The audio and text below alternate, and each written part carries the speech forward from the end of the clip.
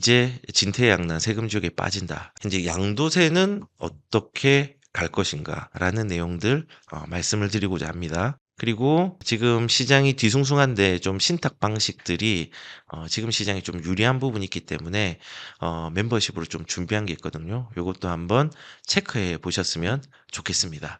자, 이제 양도세는 어떻게 갈 것인가? 양도세도 참 이거는 갈아타기를 어렵게 좀 할 것 같습니다. 그리고 보시면은 이런 겁니다. 매물들이 이제 다 잠기겠죠. 2027년까지 매물을 또 내게 하지만은 아마도 이제 문제가 될 겁니다. 보십시오.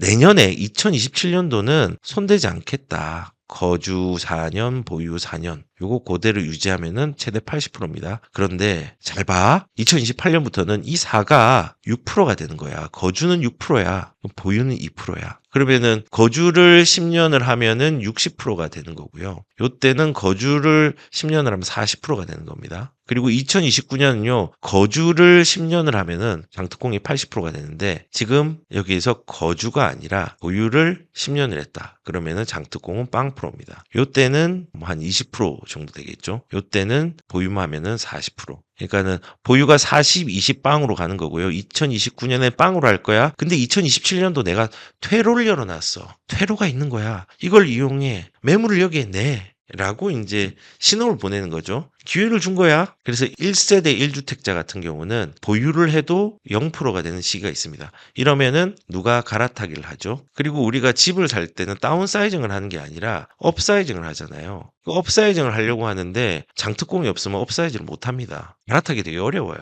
매물 잠김이 일어나겠죠. 그리고 다주택자 같은 경우도 보유 2년, 연 보유 2%니까는 이것도 15년을 하면은 최대 30%까지 이제 장특공이 됩니다. 장특공은 오래 살았으니까는 특별히 인플레이션도 감안하고 해서 과세 구간이 너무 높으니까 그걸 감해 줄게라고 하는 거예요. 양도 차익이 있으면 그 양도 차익에서 필요 경비를 빼고 공제도 빼고 오늘 기준이죠. 내일은 다르겠지만 오늘 기준으로는 12억 이하는 사실은 세금이 없습니다. 양도세가 없는데 이제는 이거를 개선시키겠다라는 거고 그리고 중저가보다는 12억 이상의 주택에 대해서는 조금 더 장특공에 대한 범위들을 더 넓혀가지고 매기겠다는 겁니다. 그러면은 갈아타기 어려워집니다. 그리고 보유한도 2028년도 같은 경우는 연 2% 보유 1%, 그 다음에 2029년도는 거주가 2% 혹은 보유 1%였는데 이제 이거는 이렇게 바꾸는 겁니다.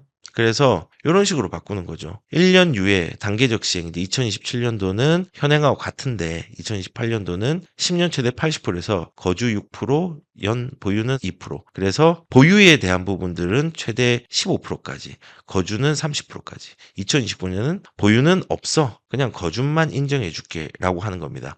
그래서 이렇게 해가지고 장특공을 받잖아요. 봤는데 여기서 또 문제가 생깁니다. 문제가 뭐 생기냐면요. 여기 보시면은 지금 여기에 한도라는 게 있잖아요. 우리가 장특공 공제를 받으면요. 고가 주택 같은 경우는요. 공제를 받는 게 20억이 넘어갈 수도 있고 30억이 넘어갈 수도 있습니다. 근데 요거를 캡을 씌운 겁니다. 원래 캡이 없었습니다. 공제를 쪽쪽 다 받았는데 이 캡들을 2028년도는 20억, 2029년도는 10억으로 이제 장특공 거주 공제에 대한 부분들을 캡을 씌웠습니다. 그러면은 이게 타겟이 어디가 되냐? 초고가 주택이나 고가 주택들이 이제 타겟을 받겠죠. 이제 이 사람들은 팔지 않을 겁니다. 일부 사람들이 매물이 나오겠지만은 이제 그들만의 성벽들이 더 공고해지고 이번 정권의 세제 개편들이 바뀌기를 기다릴 겁니다. 이렇게 안 해주면은 누가 팔겠습니까?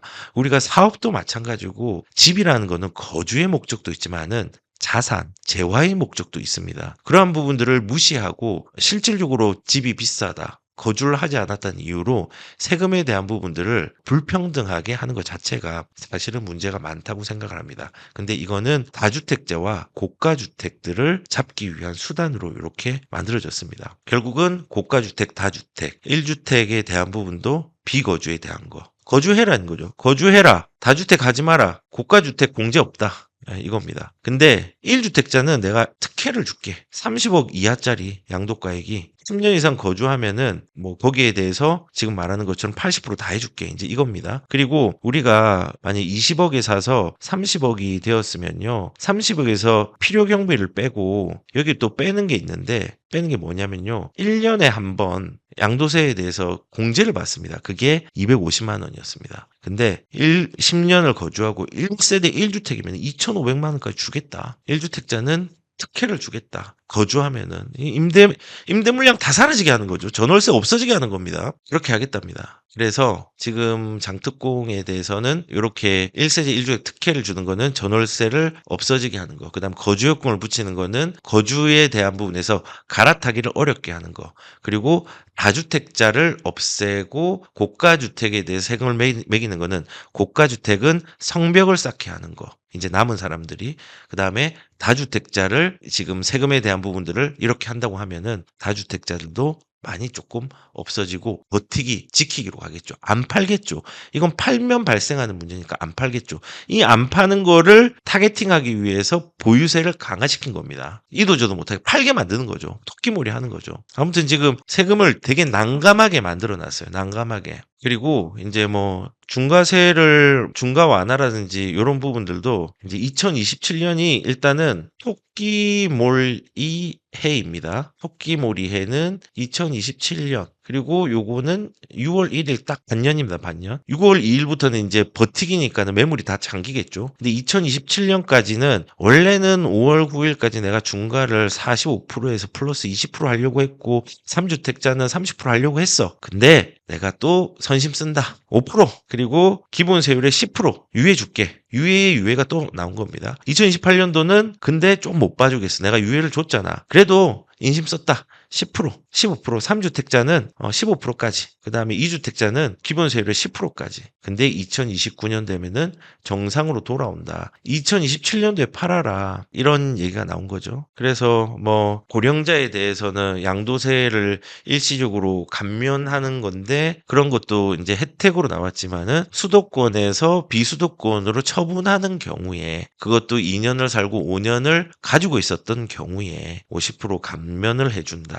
30% 감면해준다. 그러니까 고령자들 비싼 집 팔고 저 시골로 가라. 이것까지 지금 나왔습니다. 아니 내가 그 서울에 살고 싶은데 왜 못 살게 해요? 경기도 쪽에 살고 싶은데 왜 밑으로 비수권으로 내려가라고 합니까? 그러니까 살 수 있잖아요. 세금을 매기는 거 세금이 나쁜 게 아니라 과도하게 가렴주구를 하는 게 나쁜 거죠. 고령자들도 이렇게 됩니다. 시뮬레이션을 돌렸습니다. 자, 1세대 1주택자가 시가 30억, 그 다음에 차액을 10억을 했다는 기준은 다 동일합니다. 시가 30억 차액의 1세대 1주택 실거주자와 비거주는 어떻게 이제 비교가 될까? 2026년도 그냥 일반적으로 장특공이 있고 그 다음에 매도할 때 그냥 일반 세율로 적용을 하면은 요 정도 수준입니다. 실거주를 했을 경우에는 2,800만 원 정도. 근데 거주를 아예 하지 않으면 장특공이 20%밖에 적용이 안 됩니다. 그래서 요거는 1억 8천. 좀 차이가 많죠? 근데 요게 이제 쭉 가다 보면은 여기 이제 공제 2,500만 원 있잖아요. 그러니까는 2029년 되면요. 10년 거주한 1주택자는요. 세금이 줄어듭니다. 실거주만 하라는 거죠. 전월세 말살 정책입니다. 전월세 말살 정책. 근데 영영 거주하고 이제 거주를 하지 않고 그냥 보유만 했다. 그러면은 장특공이 지금 20%, 보유공제 40%, 그리고 보유공제 20% 축소, 장특공 0, 전액 소멸하면요. 1억 8천에서 2억 3천만 원으로 또 이렇게 세금이 늘어나네요. 이거는 1주택자입니다. 1주택자 실거주와 비거주. 자, 그러면은 비규제 지역의 다주택자, 시가 30억에서 10억 차에 거주 미이행, 세분의 변화는요. 3억 2천에서 1억이 늘어납니다. 여기는 5천이 늘어났는데 여기는 1억이 늘어났습니다. 1주택자는 1,000 가까이 줄어들고 비거주자는 5천이 늘어나고 그 다음에 비규제 지역의 다주택자는 1억이 늘어났습니다. 줄어들고 1,000 줄어들고 5천 늘어나고 1,000 줄어들고 5천 늘어나고 1억 늘었습니다. 자, 그러면은 규제 지역의 2주택자 똑같은 조건 시가 30억에 10억 차에 양도 차익이 10억, 거주 여건 0, 조정 대상지 2주택자. 지금 중과유예가 되었다 치고 기본 세율이면 기본 세율도 3억 2천입니다. 근데 이제는 중과 세율하고 장특공이 0이 되면서 6억 4천, 3.2억이 세금이 늘어납니다. 2029년이 되면은 개정이 완성이 되면은 자 여기에서 2주택자가 아니야.